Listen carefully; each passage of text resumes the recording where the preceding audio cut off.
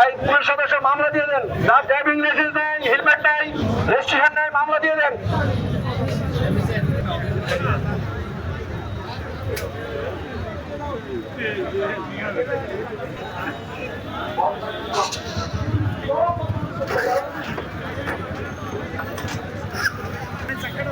হ্যাঁ, পুরো এক সপ্তাহ ধরে আমি কোনো তেল পাই নাই। আমি একবার পাম্পে এসে আমি একেবারে মানে সামনে এসে গিয়ে দেখি তেল শেষ হয়ে গেছে। এরপরে আজকে এসে এই প্রায় 4 ঘন্টা সিরিয়াল দিচ্ছে এখানে। আমার বাড়ি হচ্ছে বাগেরহাট, বাগেরহাট থেকে আসছি, তেল পাই নাই।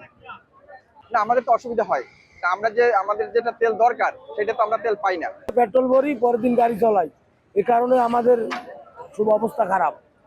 আমরা তো তাই সুষ্ঠুভাবে জানি আগের মতো তেল পাই এই আর কি। নানান সমস্যা হচ্ছে দেখা যায় এই রোদের ভিতরে এক জায়গায় গেছিলাম, দুপুরবেলা ওখানে পাই নাই, তারপরে এই যে বিকাল থেকে এখন পর্যন্ত এই দাঁড়ানো, তারপরে এখন তেল পাইতেছি না। এখন এখান থেকে তো শুনতে পেলাম যে আধা ঘন্টা পর নাকি বন্ধ করে দেবে, কিন্তু আমরা তো প্রায় 1.5 ঘন্টা হচ্ছে যে দাঁড়ানো। সমস্যা একবার ওইটা দিছি, সিরিয়াল দিয়ে শেষ হয়ে গেছে যে তেল নাই, ওইটাই এটাই সিরিয়াল দিয়ে লাইন পাইছি। লাইন পাওয়ার পর সারা ড্রাইভারের লাইসেন্স, গাড়ির কাগজ, হেলমেট এই যে দেখতে আছে, দেখাইতে ছেলে না এই বাইর করে দিয়েছে। পরে বাসায় যাই নিয়ে আসছি, এখন আবার সিরিয়ালে দাঁড়াইতেছি। দুপুর 2টা অবধি 8টা পর্যন্ত আসছি লাইনে, আরো কয়টা পর্যন্ত থাকা লাগে বলতে পারি। ভাই আমরা এনজিওর চাকরি করি, এখানে দেখা গেছে তো 200 টাকার তেল পাই সিরিয়াল দিয়া, 4 ঘন্টা 5 ঘন্টা সিরিয়াল দেওয়া লাগে। তা আমরা চাকরি বাঁচাবো নাকি তেল নেব? 4 ঘন্টা 5 ঘন্টা যদি সিরিয়াল দিয়ে তেল নেওয়া লাগে, তাহলে আমরা কখন চাকরি করব, কখন ডিউটি করব? এখন লাস্ট পর্যন্ত তেল পাবো কিনা সন্দেহ আছে। যে সিরিয়াল এইমাত্র পুলিশ সেনাবাহিনী বললো আর আধা ঘন্টা গাড়ি তেল চালাইতে পারবে, তাই আধা ঘন্টা যদি মেশিন চালায় তাহলে দেখে আমরা তেল পাবো না। এই যে শত শত গাড়ি দেখতেছেন, সব গাড়িগুলো ফিরে চলে যাবে। তাহলে আমরা কি করব? আমরা কোন পথে যাব? আমরা চাকরি করব নাকি বাড়ি ফিরে চলে যাব?